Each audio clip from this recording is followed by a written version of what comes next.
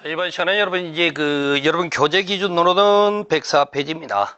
그런데 법은 좀 달라요. 법은 우리가 주택법에 관한 내용입니다. 그런데 미리 한번 투기 규제로서 같이 보는 거니까 여기서 좀 설명을 같이 좀 드리겠습니다. 우리가 주택법에서 주택 공급 과정에 분양가 상한제라는 게 있게 되는 거죠. 분양가를 상한선을 정해놓고 이제 그 아래에서만 분양가를 책정하라 그런 의미가 되는 거죠. 그래서 이제 분양가라는 게 있게 되는데 분양가는 택집이라고 그러죠. 땅값을 말합니다. 그 다음에 건축비, 건축물에 관한 비용이죠. 이제 이 두 가지를 더해서 우리가 이제 분양가라는 것을 책정하게 되는 겁니다. 그래서 이제 분양가 상한제 구성을 보시게 되는데, 자, 우리 분양가 상한제 구성은 택집비와 건축비로 구성되어 있고, 택집비 구성에 따르는 가산비 또는 건축비 구성에 따른 가산비가 있는데, 가산비는 따로 다 다를 수가 있기 때문에 기본 틀에서 빼고 택지비와 건축비로 구성한다. 그렇게 알아두시면 되고요. 자, 이 과정에서 공공택지에서는 택지비 구성이 이렇게 하죠. 분양가 구성이 이렇게 됩니다. 이 택지비라는 게 공급가라는 게 있어요. 공급가. 토지주택공사 등이 토지를 조성해서 건설해서 공급을 하게 돼 있죠. 공급가에다가 기본형 건축비라고 해서 국토부 장관이 1년에 2차례 발표합니다. 3월달, 9월달에 모든 자재값이라든지 그다음에 일용노동자 임금 등등 포함한 이런 기본형 건축비가 책정이 돼요. 그러면 이 두 가지를 가지고 우리가 이제 분양가의 상한선이 결정이 나는 거고, 그다음에 민간 택지에서는 자, 택지비는 감정가라고 그럽니다. 사업주체가 토지를 취득한 다음에 그 전체 땅에 대한 감정을 받게 돼 있죠. 그 감정가에다가 기본형 건축비가 포함이 돼서 분양가가 책정된다. 이걸 이제 분양가 상한제라고 하는 거죠. 그럼 여기서 이제 같이 알아야 될 것은 이렇게 분양가가 책정되는 과정 속에 그 분양가 내용을 공시를 해야 됩니다. 공개를 한다 그 말이겠죠. 그래서 공공택지에서는 사업주체가 직접 합니다. 입주자 모집 공고안에다가 쓰게 돼 있고, 자, 민간택지에서는 시장군수구청장이 입주자 모집 공고 승인 내줄 때 분양가를 공개하는데 우스갯소리입니다만은 시장님께서 당신이 아파트 짓지도 않으면서 무슨 가격을 알아서 공개를 합니까?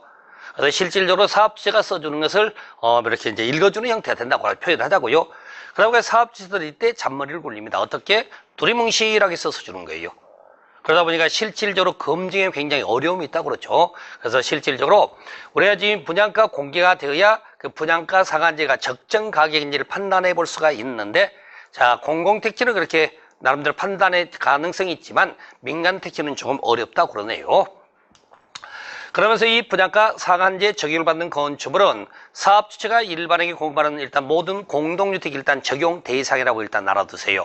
그렇다고 나가서 이제 주상복합도 20세대 이상 공동주택의 세대수가 주상복합에서 분양가 상한제 적용을 같이 받습니다.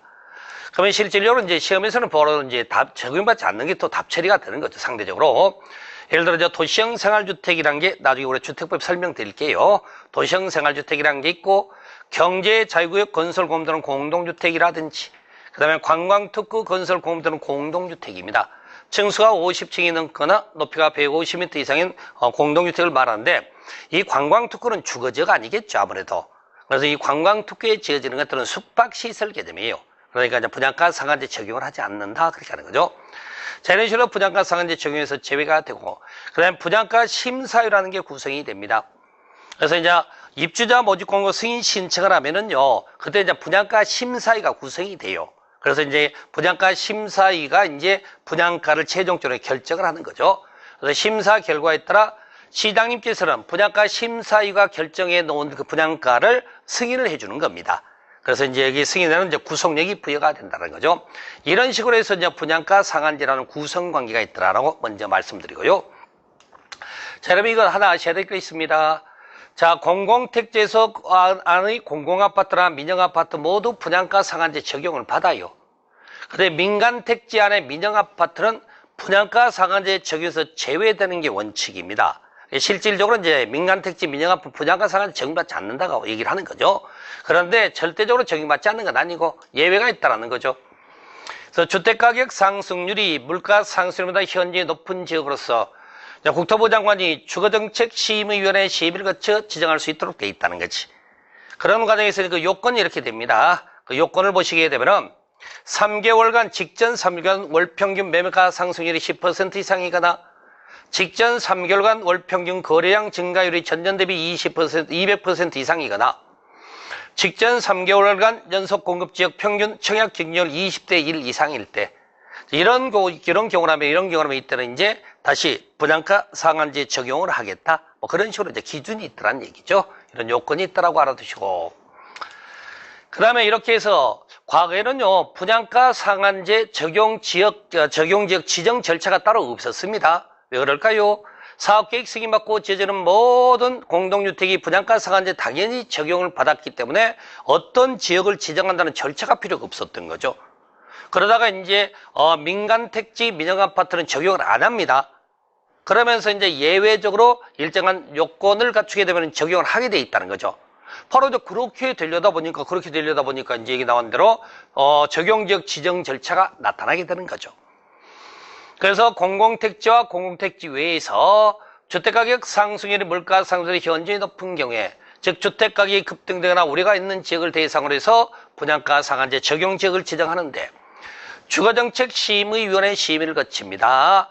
자, 위원회 심의를 거쳐야 한다는 것은 따로 제발 말씀 안 드려도 당연한 걸로 좀 받아들이시길 부탁을 좀 드리고, 자, 국토부 장관과 시도지사가 이제 지정을 하는 과정 속에, 자, 아주 국토부 장관이 지정하는 거죠. 미리 시도지사의 의견을 듣게 돼 있습니다.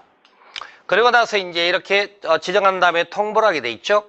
그래서 이제 시장군수구청장이 통보한다고 되어 있고, 그럼 이제 시장군수구청장이요, 또 누구에게 하느냐? 사업 주체에게 분양가 상한제 적용적 지정을 또 그 사실을 통보를 하게 돼 있습니다. 그러면 사업주는 어떻게 하느냐? 입주자 모집 공고 시에 분양가 상한제 적용주택이라는 사실을 공고하게 해야 된다고 했다는 거죠. 여러분들 보세요. 분양가 상한제 적용을 받는다는 것은 일정 가격 이상으로 분양가를 책정을 못 합니다. 고분양가를 책정 못 하게 돼 있는 거예요. 분양가 상한제가 적용이 되면은 그 아파트가 이제 높은 분양가가 아니니까 뭐 좋은 일입니다.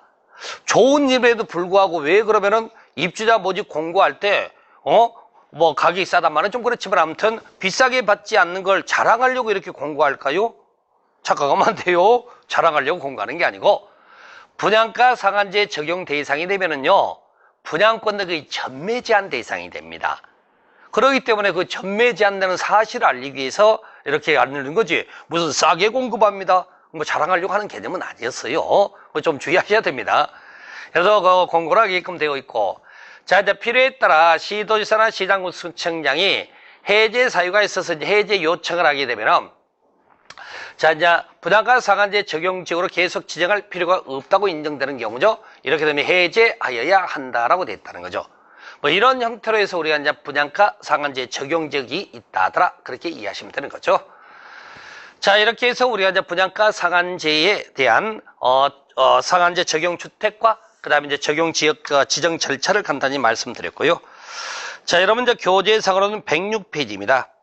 106페이지 지금 이제 투기 과열 지구에 대한 내용을 배우시게 되는데, 투기 과열 지구는 여기 보시는 바대로 이제 분양권 등의 전매 제한입니다. 분양권 등을 전매 제한할 목적으로 투기 과열 지구를 지정을 하는 거죠. 실수요자가 공급을 받을 수 있도록 하기 위하여 투기 목적의 청약자들을 제한하겠다, 그 얘기죠. 바로 그런 내용이 되는 건데, 그래서 첫 번째, 투기 과열 지구 지정이라는 게 있습니다. 자, 주택 가격을 안정화시킬 목적으로 주택가격 상승률이 물가 상승률보다 높은 지역입니다. 그 말에 보면 집 사놓으면 돈 번다, 그런 얘기예요. 집 사놓으면 돈 번다, 그렇게 되는 거죠. 그런 과정에서 보시게 되면은, 자, 청약 경쟁률이 5대 1이 넘거나, 그다음 국민주택일 때는 10대 1 이상이거나, 분양객이 30% 감소가 되는 경우입니다. 이런 요건이 있어요. 좀 이따 볼 겁니다.